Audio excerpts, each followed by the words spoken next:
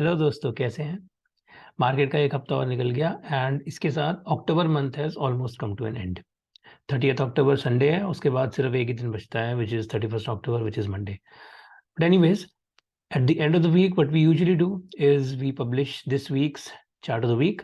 तो इस हफ्ते का चार्ट ऑफ द वीक देख लेते हैं क्या है। इस हफ्ते का चार्ट ऑफ द वीक है ओ chart of the week share करने से पहले बहुत ज़रूरी काम, disclaimer.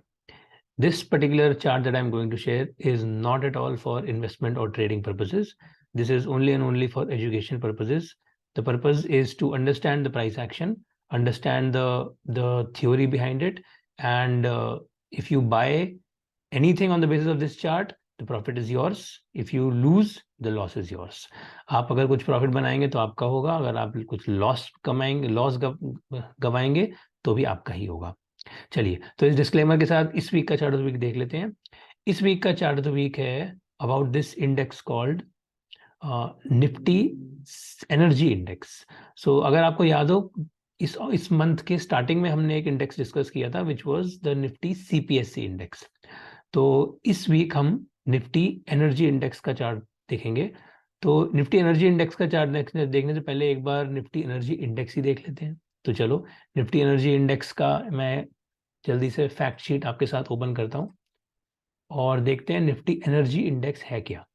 So this is niftyindices.com पे निफ्टी एनर्जी इंडेक्स की फैक्ट शीट देखो। निफ्टी एनर्जी सेक्टर इंडेक्स, तो निफ्टी जो एनएससी है, नेशनल स्टॉक एक्सचेंज है, इनके बहुत सारे सेक्टोरल इंडिसेस हैं। One of them is the energy index.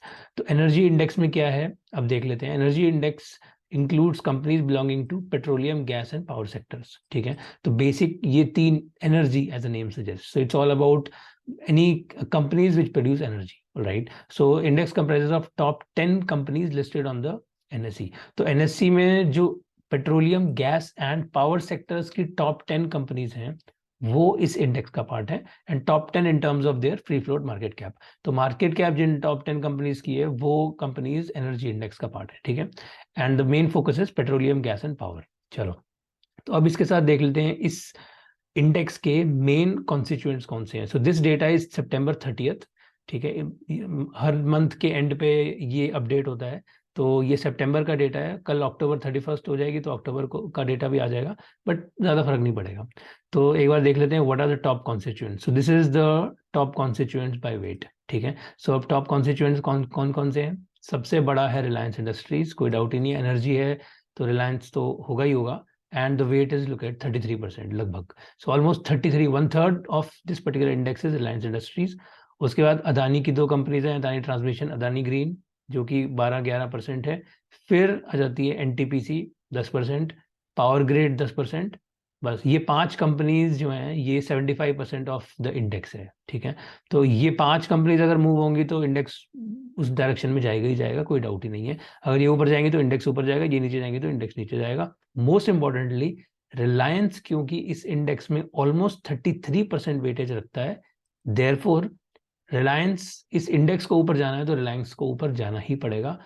उल्टा कहें तो रिलायंस ऊपर जाएगा तो ही इंडेक्स ऊपर जाएगा। एंड तो यहाँ पे बहुत बड़ा रिलेशनशिप इन दोनों का आ जाएगा। ठीक है, बाकी जो 4 कंपनीज हैं ये भी ऑब्वियसली मूव कर सकती हैं अगर रिलायंस मूव नहीं करेगा, और ये 4 कंपनीज भी अगर मूव कर जाएं, क्योंकि इन चारों का कंबाइंड वेटेज इटसेल्फ इज 40+%। तो ये 4 कंपनीज भी अगर मूव कर गई तो भी इंडेक्स विल मूव। ठीक है, उसके बाद there are other companies, ONGC, Tata power, BPCL etcetera, but again उनका वेटेज इतना ज्यादा नहीं है। Therefore, I'm focusing on the top 5 companies, and the main one, of course, is Reliance Industries. तो चलो, अब इस इंट्रोडक्शन के साथ, रादर इंडेक्स के इस इंट्रोडक्शन के साथ, अब इंडेक्स का चार्ट देख लेते हैं। तो निफ्टी एनर्जी इंडेक्स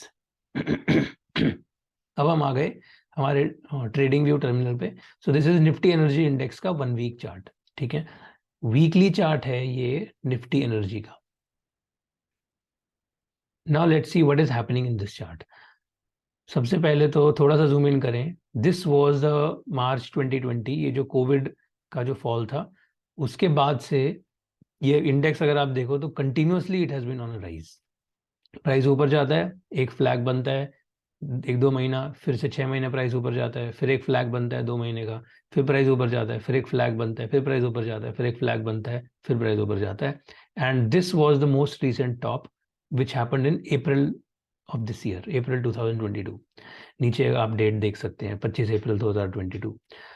तो यहाँ पर इस इंडेक्स का एक टॉप बना, उसके बाद price began to fall. Okay, अब ये फॉल जो ये अब ये इतने सारे फ्लैग बन रहे थे, इन्हीं की तरह ये भी एक फ्लैग बन गया एक तरह से देखा जाए तो, कि जितने भी करेक्शंस हुई थी उसकी तरह एक करेक्शन ये भी हो गई। तो अब इसमें हम थोड़ा सा हेल्प लेंगे अपनी मूविंग एवरेजेस का। Red one is 50 moving average, the green is 200 moving average. तो हम क्योंकि वीकली चार्ट पे हैं तो we are looking at the 50 week moving average. ठीक है, सो अब ये प्राइस गिर के कहाँ तक जाता है, 50 वीक मूविंग एवरेज तक। Okay, so sort of a perfect retracement. This happened in June of this year. जून के बाद जब ये प्राइस यहां से वापस जाना शुरू हुआ इस जगह पे जुलाई में, इस समय आई थॉट कि this price will go back all the way till ये जो हाई था 29,290 का। ठीक है, ये जो 11 जुलाई 18 जुलाई के बाद, जब थोड़ा सा इस एरिया में और जूम इन कर लेते हैं, देखने में इजी रहेगा।